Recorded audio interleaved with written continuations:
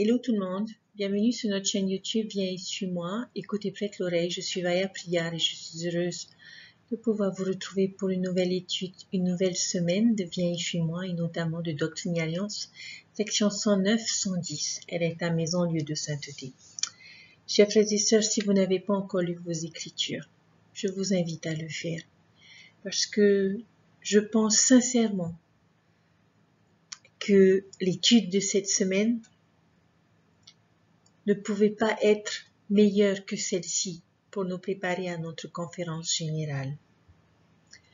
Conférence générale où nous allons être réunis grâce à la technologie de par le monde pour entendre nos prophètes nous enseigner, nos prophètes prier, nos prophètes nous exhorter et nos prophètes nous aimer.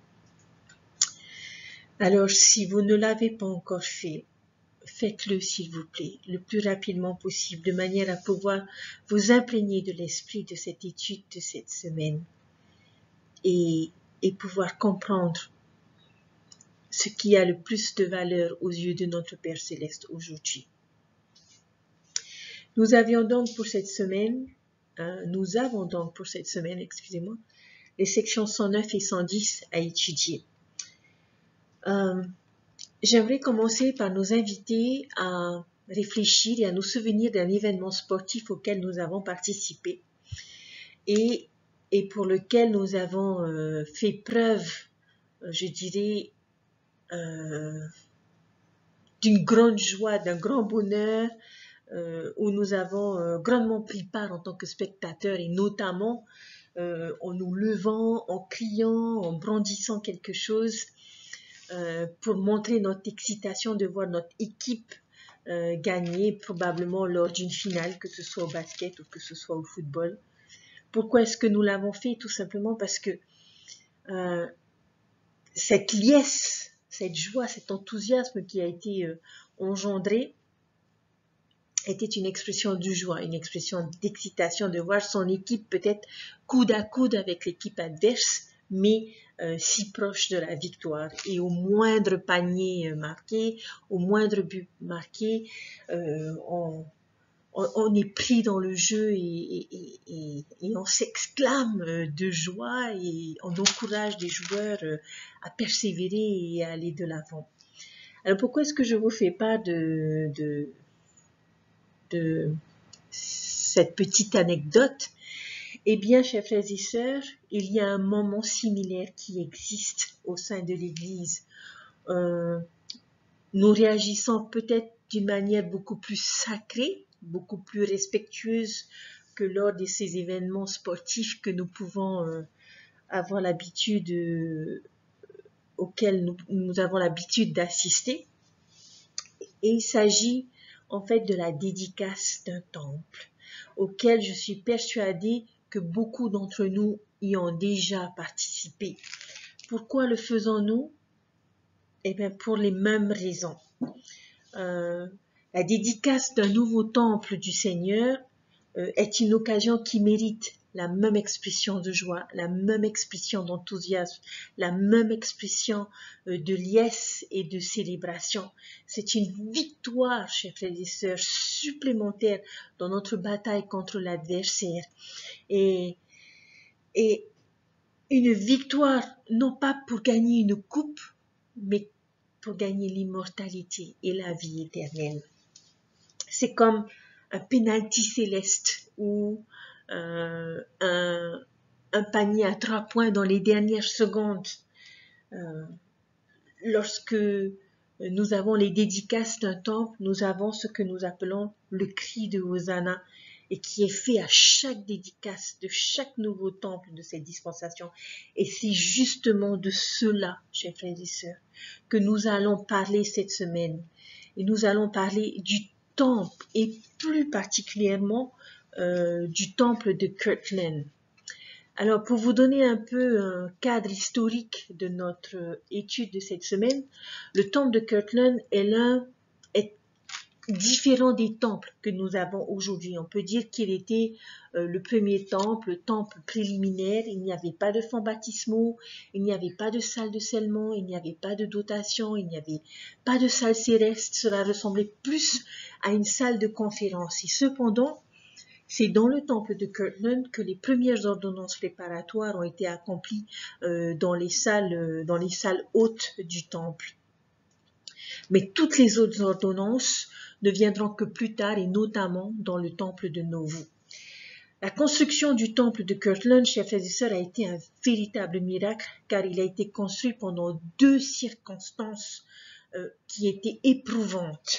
Et ces 2 circonstances, le prophète Joseph Smith d'ailleurs le rappelle dans sa prière de dédicace au verset 5 que je vais lire et qui dit ceci. Car tu sais que nous avons accompli ce travail au milieu de grandes tribulations et que c'est dans notre pauvreté que nous avons donné de nos biens pour bâtir une maison à ton nom, afin que le Fils de l'homme ait un lieu pour se manifester à son peuple. Donc ces 2 situations éprouvantes que les saints ont endurées dans la construction de ce temple, c'était les tribulations.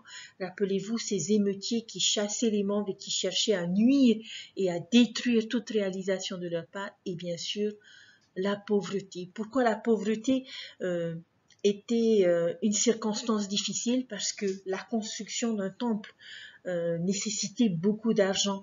Le temple de Kirtland est celui qui a coûté le plus cher à l'Église si l'on regarde par rapport au nombre de membres qui y participent. À l'époque, il a coûté plus de 60 000 $, ce qui serait l'équivalent aujourd'hui de 1 million de dollars. Mais à l'époque, il n'était que 13 000 membres, chers frères et sœurs, à pouvoir financer la construction du temple. Aujourd'hui, nous sommes des millions de membres et c'est grâce à notre participation, grâce à notre obéissance aux lois de Dieu, que nous sommes en mesure d'avoir la bénédiction à chaque conférence, d'entendre notre prophète annoncer la construction de nouveaux temples dans de nouvelles régions. Beaucoup, chers frères et sœurs, de saints de l'époque ont sacrifié leur fortune pour aider à la construction du temple. Et la première chose, le premier mot que le prophète a prononcé lorsqu'il a commencé sa prière de dédicace, c'est merci. Il dit dans le verset 1, « Grâce soit rendue à ton nom, ô Seigneur Dieu d'Israël ». C'est la première chose qu'il a exprimée dans sa prière de dédicace. Il a exprimé sa gratitude, il a exprimé sa reconnaissance, il a remercié le Seigneur de leur avoir permis de faire tous ces sacrifices. Et le jour de la dédicace, beaucoup étaient venus, beaucoup voulaient participer à ce jour si spécial qu'il a fallu organiser 2 services ce jour-là pour la dédicace du temple. Et Joseph Oliver Cowdery a donné un discours de 2 heures. Joseph Smith a donné également un enseignement et a fait la prière de dédicace du temple. Et le chant « L'Esprit du Dieu Saint » que nous connaissons tous et qui est toujours chanté à chaque dédicace de temple a été entonné. Et après les différents services, beaucoup des saints qui étaient présents ont été témoins de nombreuses manifestations spirituelles. Je vous invite à lire dans le livre des saints, à lire dans votre manuel de Viens et suis-moi les différents récits que l'on retrouve des personnes qui étaient présentes et qui ont partagé leur expérience concernant la dédicace du temple de Kirtland. Cependant, chers frères et sœurs, ce que je voudrais faire dans ma vidéo d'aujourd'hui et dans mon étude, c'est pouvoir parler de 2 choses importantes que l'on retrouve dans notre étude de ces 2 sections. La première chose, ce sont les bénédictions du temple que l'on découvre en lisant la magnifique prière de dédicace de notre prophète Joseph Smith. Et la deuxième chose que nous pouvons apprendre de ces sections, c'est ce que nous devons faire en tant que membres pour pouvoir recevoir ces bénédictions. Alors, la première chose que nous allons voir, c'est quelles sont les bénédictions du temple. Vous pourriez me dire, Miss Savaya, cette prière de dédicace était dédiée au temple de Kirtland. Oui, c'est vrai. Mais je peux vous assurer, je peux vous témoigner, chers frères et sœurs, que les mêmes bénédictions qui ont été prononcées et demandées par notre prophète Joseph Smith au Seigneur lors de la dédicace du temple sont exactement les mêmes pour chaque temple de Dieu que nous avons ici sur terre. Alors nous allons découvrir dans notre étude qu'il y a 6 bénédictions particulières que nous offre le temple. Alors la première bénédiction est de pouvoir être en la présence de Dieu. Si vous voulez noter ces versets, il s'agit des versets 5, les versets 12 et les versets 13 de la section 109. Le temple, chers frères et sœurs, et j'espère que vous en avez le témoignage et que vous en êtes persuadés et que si ce n'est pas encore le cas, que vous n'avez pas encore eu la bénédiction de franchir les portes du temple, je vous invite à vous en rendre digne de manière à pouvoir ressentir et être en la présence de Dieu. Parce que le temple est cet endroit où nous pouvons ressentir la présence de Dieu et de notre Sauveur Jésus-Christ, parce que c'est leur maison sur terre. Lorsqu'on demande aux gens autour de nous où se trouve Dieu, beaucoup répondent dans les cieux, dans une dimension divine ou quelque part dans l'univers. Eh bien moi, chers frères et sœurs, si l'on me posait la question où se trouve Dieu, en Polynésie, je dirais, il se trouve à Titioro, dans la ville de Papeete, dans le Saint-Temple, qui se trouve à Titioro, où il a une maison sur cette terre, qui est le temple, et qui est un signe nous indiquant que Dieu et Jésus-Christ vivent parmi nous. Combien nous sommes bénis, nous, peuple polynésien, d'avoir la maison de Dieu sur notre sol pour que nous puissions nous y rendre et ressentir leur présence et leur amour. Ils sont juste là, chez nous, à Tahiti, en Polynésie, et ils nous invitent tous les deux, notre Père Céleste et notre Sauveur Jésus-Christ, à venir et passer un peu de temps avec eux dans leur maison aussi souvent que nous le voulons. Il est vrai que la situation sanitaire nous a confinés et nous a empêchés de pouvoir nous rendre dans la maison de notre Père Céleste et de notre Sauveur Jésus-Christ et de leur rendre visite, comme certains d'entre nous, à cause de ce confinement, n'a pas pu rendre visite à certains frères et sœurs ou même à des membres de notre famille. Il en est de même pour notre Père Céleste et notre Sauveur Jésus-Christ. Mes chers frères et sœurs, une fois que nos temples sont ouverts, il nous est tellement plus facile de nous y rendre et de croiser d'autres personnes, pratiquement tous les jours, à chaque fois que nous y allons. Lorsque nous regardons nos chapelles sont ouvertes et remplies de personnes le dimanche, à cause de nos réunions de Sainte-Seine et nos réunions du dimanche, ou lorsqu'il y a des activités. Mais s'il n'y a pas d'activité et qu'il n'y a pas de réunion de Sainte-Seine, nos chapelles sont vides. Alors que le temple, de mardi à samedi, lorsque nous y allons, est toujours ouvert et toujours rempli de merveilleuses personnes. La maison de Dieu est toujours ouverte pour ceux qui désirent se rendre. Et lorsque nous y allons, nous pouvons ressentir la présence de notre Père Céleste et la présence de notre Sauveur. Nous pouvons ressentir leur gloire, nous pouvons ressentir leur pouvoir, nous pouvons ressentir surtout leur amour. Parce que le temple est le lieu qui nous rapprochera davantage de Dieu. Une personne sage a dit un jour, nous ne sommes pas des êtres humains ayant une expérience spirituelle, mais nous sommes des êtres spirituels qui vivent une expérience humaine. Dans le temple, le voile entre les cieux et la terre est si mince et ce que nous pouvons y ressentir est un sentiment que nous connaissons déjà, que nous avons déjà connu jadis pour avoir vécu en la présence de Dieu.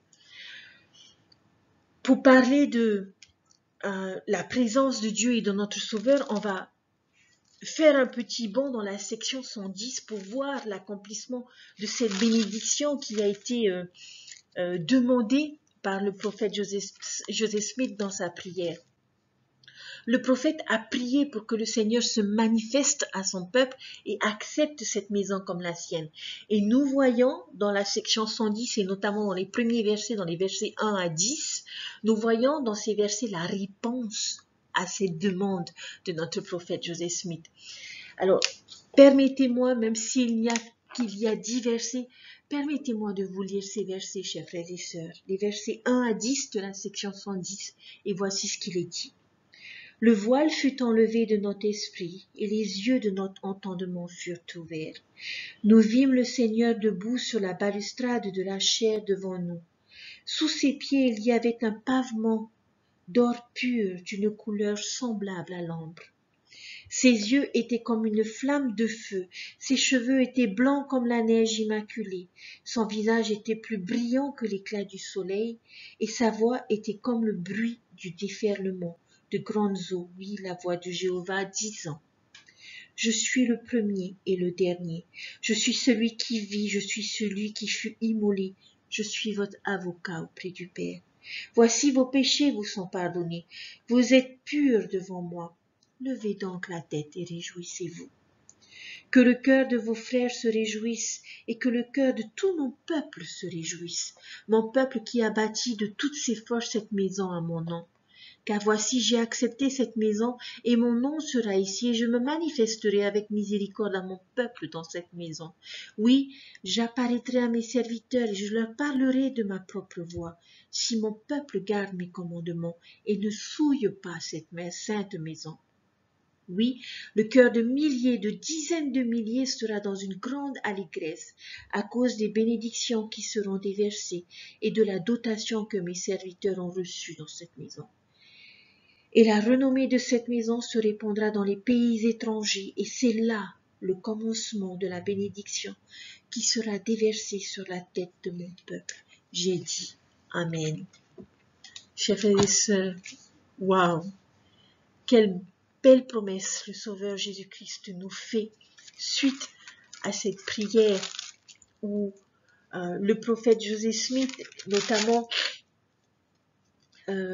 dans le verset 5, dans le verset 12 et dans le verset 13, où il a demandé au Seigneur, afin que ta gloire repose sur ton peuple et sur cette maison qui est la tienne, que nous te dédions maintenant, afin qu'elle soit sanctifiée et consacrée pour être sainte, et que ta sainte présence soit continuellement dans cette maison, et que tous ceux qui passeront le seuil de la maison du Seigneur sentent ta puissance et se sentent contraints de reconnaître que tu l'as sanctifiée et qu'elle est ta maison, lieu de sainteté.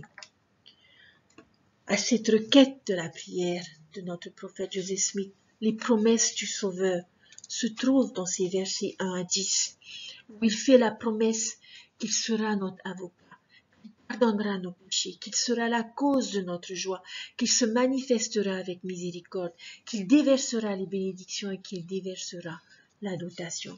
Chers frères et sœurs, ce sont là que les premières bénédictions qui sont déversées sur notre tête.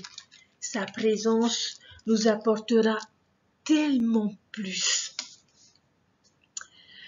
La deuxième bénédiction que nous voyons au temple, c'est que le temple nous permet d'obtenir de la connaissance. Et c'est ce que nous voyons dans le verset 14 de la section 109, lorsqu'il dit « Et veuille accorder, Père Saint, que tes paroles de sagesse soient enseignées dans les meilleurs livres à tous ceux qui adoreront dans cette maison, et qu'ils cherchent la connaissance par l'étude et aussi par la foi, comme tu l'as dit. » Le temple, chers frères et sœurs, est une maison de connaissance. Je dirais, on pourrait l'appeler l'université du Seigneur. C'est l'université du Seigneur là où l'on nous enseigne les vérités de l'éternité. Nous avons vu dans les sections précédentes que le temple nous dote du pouvoir d'en haut. Une grande partie de ce pouvoir vient de la connaissance et de l'intelligence que nous recevons dans le temple. Les bons étudiants à l'école, au lycée ou à l'université sont des étudiants qui sont alertes, qui sont attentifs, préparés, qui ont soif de connaissances. Si nous allons au temple dans ce même état d'esprit que les étudiants, que les bons étudiants scolaires, alors le Saint-Esprit pourra être notre tuteur, pourra être notre professeur et nous donner les enseignements selon notre expérience et notre maturité spirituelle. Beaucoup des enseignements sont donnés, je dirais, sous forme de symboles dans le temple, ce qui est une méthode d'instruction très puissante car ils peuvent enseigner différentes choses à différentes personnes et à différents moments. Certains sont un peu perplexes lors de leur première expérience au temple et ont pu considérer certaines choses comme étranges et posent beaucoup de questions, notamment pourquoi ceci, pourquoi cela. Et c'est justement ce que Dieu attend de chacun de nous et souhaite lorsque nous allons au temple. Le danger, chers frères et sœurs, serait de ne se poser aucune question et de ne chercher à comprendre ni à savoir ce que le temple nous enseigne comme vérité. Se poser des questions, et je le dis souvent à mes élèves, est la meilleure façon d'apprendre. Ce n'est pas un défaut de ne pas savoir et de ne pas connaître, mais ce serait dommage de rester sur ces choses qui ne sont pas acquises sans poser les questions pour essayer de comprendre ce que l'on essaye de nous enseigner. Et lorsque nous posons des questions, nous donnons à l'esprit l'opportunité de nous instruire et de nous enseigner quelque chose. C'est un peu pour cela que l'on n'imprime rien, que l'on ramène rien à la maison et que nous ne parlons pas de ces choses en dehors du temple. Parce que c'est l'esprit qui doit nous enseigner. Et ces enseignements sont adaptés à chacun de nous individuellement et personnellement. Le Seigneur n'attend pas de nous que nous comprenions tout dès la première fois ou dès le début ou rapidement ou dès le départ. Le temple est là, chers frères et sœurs, pour nous nourrir au fur et à mesure que nous y allons. Et c'est pour cela que nous devons y aller régulièrement. C'est pour cela que nos dirigeants, que notre prophète nous invite et nous encourage à aller au temple, de manière à pouvoir ressentir Dieu dans notre vie, à travers notre expérience du temple, savoir qu'il est là, proche de nous, mais c'est aussi de manière à pouvoir comprendre, apprendre de lui à travers son Esprit Saint. J'ai eu la merveilleuse bénédiction, chers frères et sœurs, la semaine passée, de pouvoir me rendre au temple et d'accompagner un couple qui devait faire leur dotation et le scellement de leur famille, de ce couple et de leurs enfants.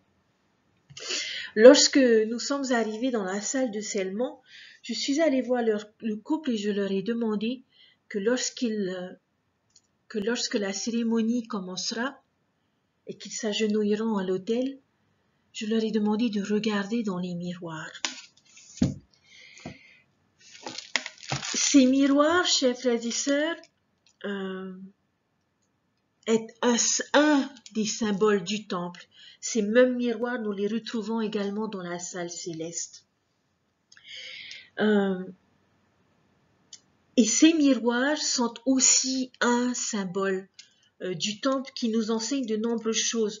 Lorsque nous demandons aux personnes de regarder dans les miroirs, ou lorsque nous nous regardons dans le miroir dans la salle céleste, la première chose à laquelle nous pensons, c'est l'éternité, parce que ces deux miroirs placés face à face nous montrent une vision éternelle. Mais ce n'est pas l'unique chose que nous pouvons apprendre lorsque nous regardons dans ces miroirs. Si je regarde le miroir derrière moi sans me retourner, mais que je jette un coup d'œil derrière moi, je vois également mon image et ces miroirs s'étendre à l'infini. Ce que j'ai pu apprendre au fur et à mesure que je suis allée au temple, certes qu'il y a l'éternité, l'on parle également de nos ancêtres, de tous ceux qui sont derrière nous, mais le plus bel enseignement que j'ai pu recevoir personnellement, notamment par rapport à ces miroirs, et j'y pense à chaque fois que je me trouve face à eux, c'est que ces miroirs m'enseignent que j'ai existé depuis longtemps et que j'existerai toujours. Ces miroirs m'ont enseigné ma nature éternelle, que je suis un enfant de Dieu, que j'ai vécu et que je vivrai pour toujours. Chers frères et sœurs, ces miroirs doivent nous encourager à garder la chaîne de notre foi forte et de perpétuer aux générations futures. Une autre chose que l'on peut apprendre de ces miroirs, lorsque nous les regardons, si nous essayons de regarder les miroirs en nous retirant, en retirant notre image de ces miroirs, nous sommes plus à même de pouvoir comprendre l'éternité et de nous focaliser sur l'éternité. Lorsque nous nous plaçons au milieu du miroir, la première chose que nous voyons et que nous regardons, c'est nous-mêmes. Et d'ailleurs, cela m'a fait sourire parce que lors du scellement de ce jeune couple la semaine passée, une dirigeante est arrivée dans la salle de scellement et s'est mise devant le miroir et s'est regardée dans le miroir et s'est arrangée devant ces miroirs qui exprimaient l'éternité. Et lorsque nous nous mettons au miroir, la première chose que nous voyons, c'est nous-mêmes. Et nous avons tendance à nous focaliser sur nous-mêmes. Alors que si nous nous mettons un petit peu en retrait de manière à pouvoir voir ces images étendues, nous sommes alors plus à même de pouvoir nous concentrer sur l'éternité, de pouvoir discerner cette éternité plutôt que de nous concentrer sur nous-mêmes et sur nos propres désirs. Chers frères et sœurs, il y a tellement de choses que nous pouvons apprendre dans le temple. Et puissions-nous chercher, comme le verset 14 l'a dit, par l'étude et par la foi, tout ce que nous voyons, tout ce que nous entendons et tout ce que nous faisons dans le temple. Et vous serez surpris, chers frères et sœurs, de ce que vous serez en mesure d'apprendre. Le verset 15, dans la section 109, nous dit ceci, « Afin qu'ils croissent en toi, reçoivent une plénitude du Saint-Esprit, s'organisent selon tes lois et se préparent à recevoir tout ce qui est nécessaire. » Dans ce verset, le prophète supplie notre Père Céleste que nous puissions croître en lui, c'est-à-dire atteindre une maturité spirituelle et recevoir une plénitude de son Saint-Esprit. Le temple promet de nous faire grandir vers Dieu. Et si le baptême symbolise la naissance, le temple, chers frères et sœurs, symbolise notre croissance. Ce lieu, cette maison où nous pouvons apprendre à devenir comme le Christ, il nous aide à atteindre cette maturité spirituelle où l'esprit d'un enfant va se plaindre et se demander pourquoi toutes ces épreuves, pourquoi toutes ces difficultés, alors qu'un esprit mature va reconnaître les objectifs de ces différents défis et éprouvera de la reconnaissance. Tout comme l'esprit d'un enfant ne verra que les restrictions, que ce que représentent les commandements, alors que l'esprit mature reconnaîtra que ces derniers sont des barrières de sécurité données par un Père aimant et nous éprouverons de la gratitude pour ses protections. L'esprit d'un enfant veut qu'on lui dise exactement ce qu'il doit faire dans les moindres détails, alors que l'esprit mature va apprendre à s'engager dans les bonnes causes et à faire des choses de son plein gré sans être contraint de le faire. Le temple, chers frères et sœurs, permettra à tout esprit d'enfant que nous pouvons avoir de mûrir dans notre compréhension spirituelle. Les ordonnances et les cérémonies du temple sont comme, je dirais, un jeu sacré, comme les enfants qui s'imaginent plus tard. Par exemple, une petite fille qui va jouer à la poupée et qui va se mettre en situation d'un parent qui s'occupe d'un petit bébé. Les jeux que nos enfants jouent les préparent à grandir et à devenir un jour parents et à s'occuper d'un véritable enfant. Nous voyons nos enfants jouer au docteur, nous voyons nos enfants jouer à la maîtresse. Lorsque nous allons au temple, chers frères et sœurs, nous faisons un peu la même chose, mais de façon plus significative et plus sacrée. C'est comme si le Seigneur nous disait, faisons semblant d'être.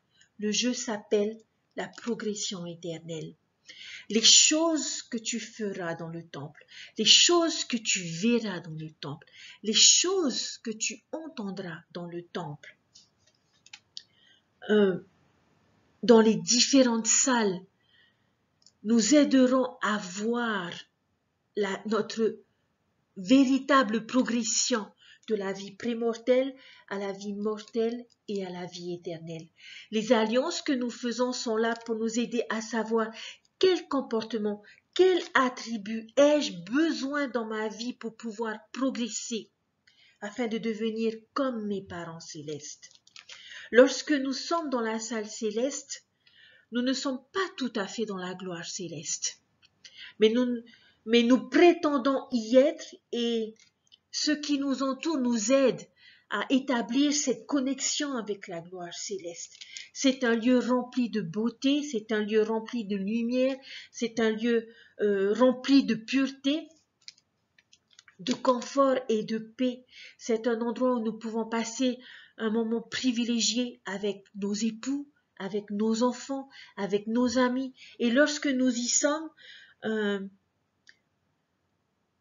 nous pouvons songer à tout ce que nous avons dû faire, à tout ce que nous avons accepté pour pouvoir arriver à cette salle céleste.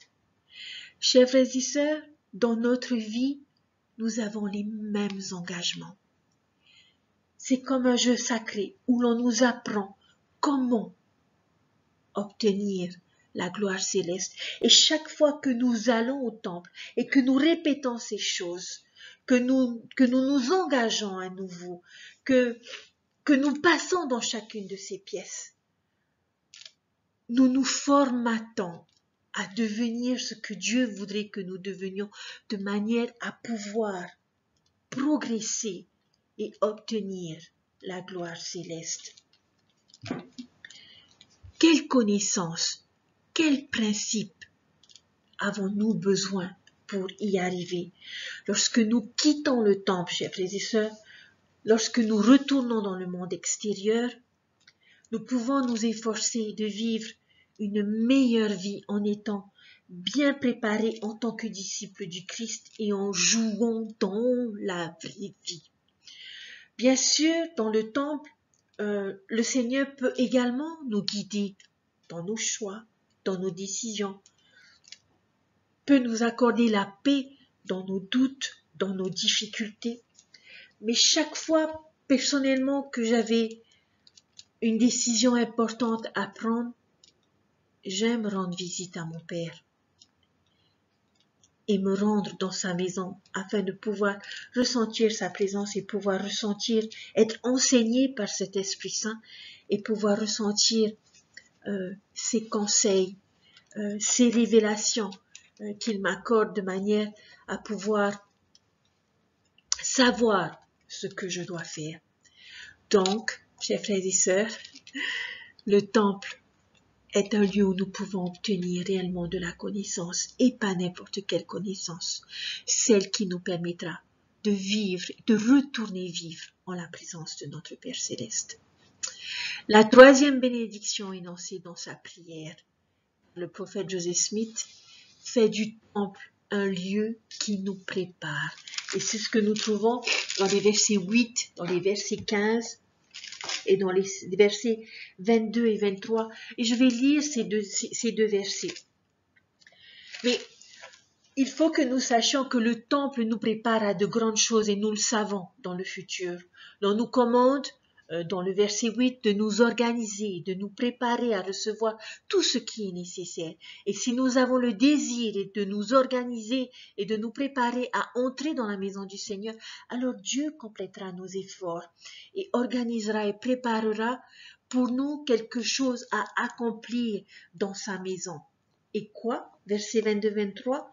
Et nous te demandons, Père Saint, que tes serviteurs sortent de cette maison, armés de ton pouvoir, que ton nom soit sur eux, que ta gloire les entoure et que les anges les gardent, et que de ce lieu ils portent en vérité de très grandes et merveilleuses nouvelles jusqu'aux extrémités de la terre, afin qu'elles sachent que ceci est en œuvre, et que tu as étendu la main pour accomplir ce que tu as dit par la bouche des prophètes au sujet des derniers jours. Le temple, chers frères et sœurs, nous prépare à aller de l'avant, à proclamer l'évangile. Et c'est pour cette raison que nos futurs missionnaires font leur dotation, vont au temple, de manière à pouvoir être, de manière à ce que le Seigneur puisse leur donner le pouvoir pour qu'ils soient préparés à enseigner avec une perspective éternelle. Les versets 38 et 39 de la section 109 nous parlent du pouvoir d'enseigner. Les versets 45 et 46 nous dit que le temple aide les saints à se préparer pour le jour du feu, c'est-à-dire pour la seconde venue de notre Sauveur. Notre alliance et notre connaissance et notre foi fortifiée nous aideront à être prêts pour le retour du Sauveur.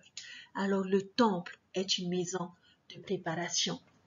La quatrième bénédiction, je pense, qui est la bénédiction auquel nous faisons souvent référence, et que le temple nous protège. Et c'est ce que nous lisons dans les versets 25 à 33 de la section 109. Et c'est une bénédiction bien connue de tous et associée au temple. Dans le livre d'Apocalypse, le Seigneur parle en détail des différentes calamités qu'il va y avoir dans les derniers jours. Et dans sa vision, Joseph voit 4 anges retenant les vents de destruction avant la seconde venue. Cependant, avant que ces vents soient envoyés, le Seigneur envoie un autre ange avec le sceau de Dieu vivant dans sa main et commande aux autres anges de ne pas lâcher les vents jusqu'à ce que les serviteurs de Dieu aient le sceau de Dieu sur leur front. C'est ce qu'on voit dans Apocalypse chapitre 7 et versets 1 à 9. Il sera enseigné plus tard à Jean que ce sceau est le nom du Père écrit sur leur front. Et quiconque avait ce sceau sur le front serait protégé de la méchanceté et de la destruction dans les derniers jours.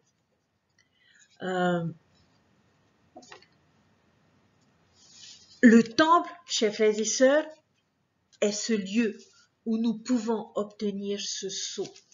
Dans les versets 25 et 26, voici ce qu'il est dit. Afin que toute arme forgée contre eux soit sans effet, et que celui qui creusera une fosse pour eux y tombe lui-même, afin qu'aucune machination de la méchanceté n'ait le pouvoir de se dresser et de l'emporter sur ton peuple, sur qui ton nom sera mis dans cette maison. C'est au temple, ce lieu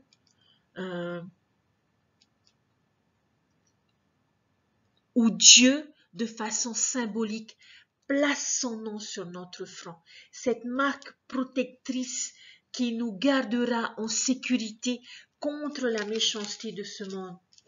Et si Dieu grave son nom sur nous, cela signifie que nous lui appartenons. Comment est-ce que cette protection se manifeste dans notre vie aujourd'hui? L'on parle de protection spirituelle. Le temple nous offre la motivation de toujours rester digne. Lorsque l'on nous pose des questions lors de notre entrevue pour notre recommandation, on nous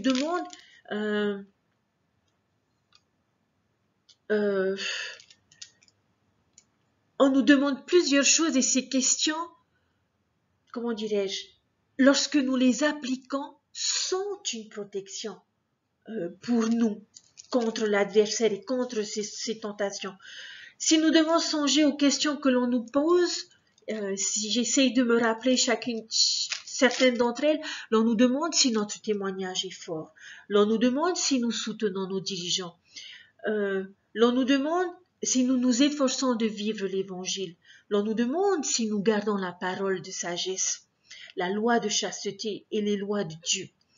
Si nous le faisons, chers frères et sœurs, si à chacune de ces questions nous répondons oui et nous témoignons que nous nous efforçons chaque jour de vivre ces choses, alors nous serons protégés. Et c'est pour cette raison, chers frères et sœurs, que l'on nous demande de toujours avoir une recommandation valide pour le temple. Il y a de la protection dans notre dignité à aller au temple. Le temple est un lieu de sécurité et de refuge pour notre vie. Nous le savons tous, toute la méchanceté, la vulgarité du monde, les problèmes et les tentations des serviteurs de Satan sont arrêtés aux portes du temple. C'est comme si deux anges se tenaient à l'entrée de la maison du Seigneur et disaient à ses serviteurs de Satan, « Tu ne peux pas l'embêter dans cette maison. Vous n'êtes pas autorisés à leur faire du mal au sein des murs de cette maison. Retirez-vous. »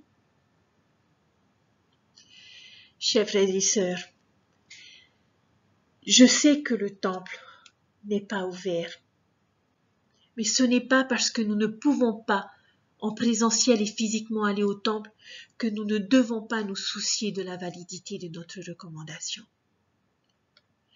Avoir une recommandation valide pour le temple montre au Seigneur que nous sommes dignes de franchir n'importe quelle porte de ses maisons et de pouvoir y entrer et de pouvoir ressentir sa présence et ressentir son amour et l'amour de notre Sauveur Jésus-Christ.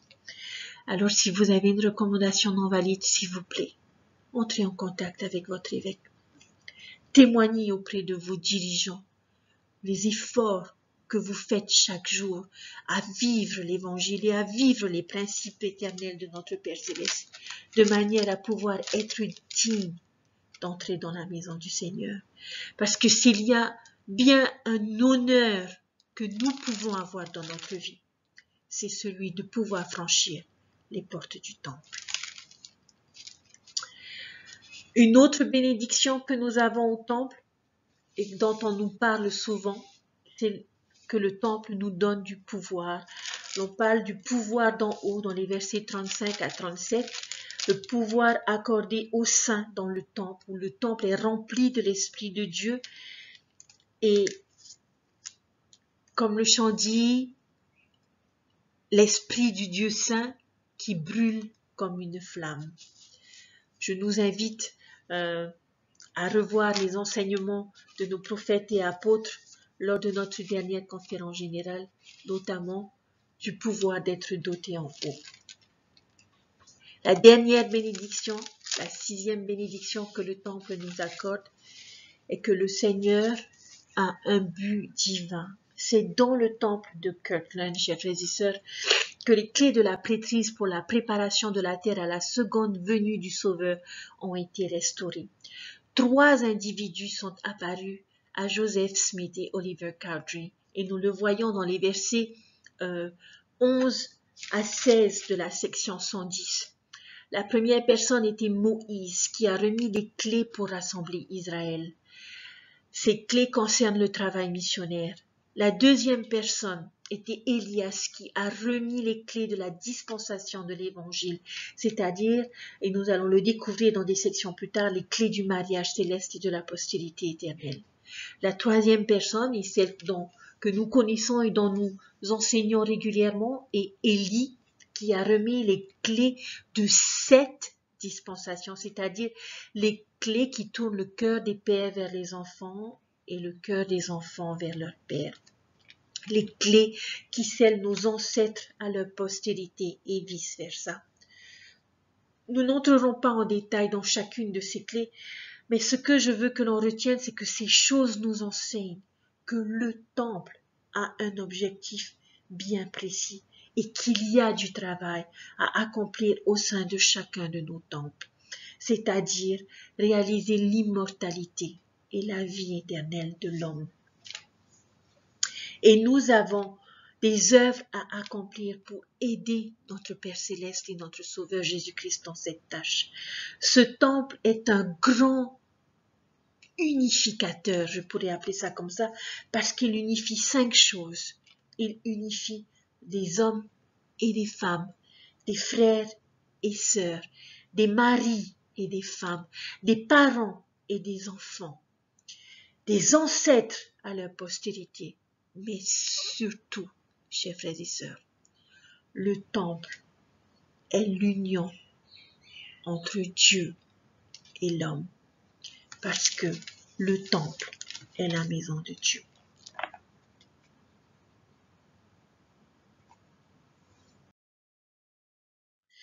Chers frères et sœurs, j'ai pris beaucoup de plaisir à étudier ces sections et à me remémorer cette merveilleuse prière de dédicace. Je vous invite à rechercher la prière de dédicace de votre propre temple, de manière à pouvoir vous souvenir des bénédictions qui ont été demandées lors de la consécration de votre temple, de manière à pouvoir vous rendre compte et avoir votre témoignage fortifié que nos temples sont réellement la maison du Seigneur et que nous sommes bénis de pouvoir les avoir aujourd'hui dans notre vie à notre disposition. Je vous témoigne, chers frères et sœurs, que le temple est véritablement la maison de Dieu sur terre et que c'est l'endroit le plus merveilleux, le plus beau, le plus paisible où nous pouvons nous réfugier de toutes les nuisances de ce monde. Je vous témoigne que Dieu vit, qu'il nous aime et qu'il se trouve dans chacune de ces maisons. Pas dans un univers en parallèle, pas dans les cieux, mais dans chaque temple. Et qu'à travers ses dirigeants et nos efforts et notre obéissance, il permet à chacun de ses enfants de pouvoir être proche de lui à travers les différentes constructions de nos temples de par le monde. La maison de Dieu est un lieu sacré et saint et une grande bénédiction pour chaque population et pour chaque génération. Je sais que cette Église est vraie et je sais que les principes et alliances enseignés au sein du temple sont pour notre destinée éternelle et nous témoignent de l'amour profond, de la grâce et de la miséricorde de notre Père Céleste et de notre Sauveur à notre égard. Chers frères et sœurs, allons au temple, ayant une recommandation valide pour le temple, montrons au Seigneur que nous avons la clé pour franchir les portes de sa maison. Et c'est ma leçon, mon enseignement et mon témoignage que je vous laisse au nom de Jésus-Christ. Amen. Chers frères et sœurs, nous n'aurons pas de deuxième vidéo cette semaine parce que nous avons notre conférence générale. Et je vous invite, à travers votre étude personnelle, à vous préparer à entendre la voix de nos prophètes, à entendre les prières de nos prophètes pour chacun d'entre nous. Je vous invite cependant pendant votre étude, lorsque vous lirez ces sections et que vous vous rappellerez toutes ces bénédictions qui ont été énoncées dans cette vidéo, je vous invite à rechercher dans ces sections votre responsabilité personnelle, ce que chacun d'entre nous doit faire pour mériter les bénédictions du temple. Et je prie notre Père Céleste que vous soyez fortifiés dans votre connaissance, que votre désir de vous rendre au temple puisse grandir, que votre désir d'être digne à pouvoir vous rendre au temple puisse s'accroître, de manière à ce que vous puissiez grandir et croître spirituellement en apprenant de Dieu lui-même, de notre Sauveur Jésus-Christ et du Saint-Esprit. Je vous souhaite une bonne semaine. Je vous souhaite une merveilleuse conférence générale. Et puissions-nous tous être édifiés, apprendre et connaître la volonté de notre Père Céleste pour chacun d'entre nous. Je vous aime et je vous dis à très bientôt. Bye.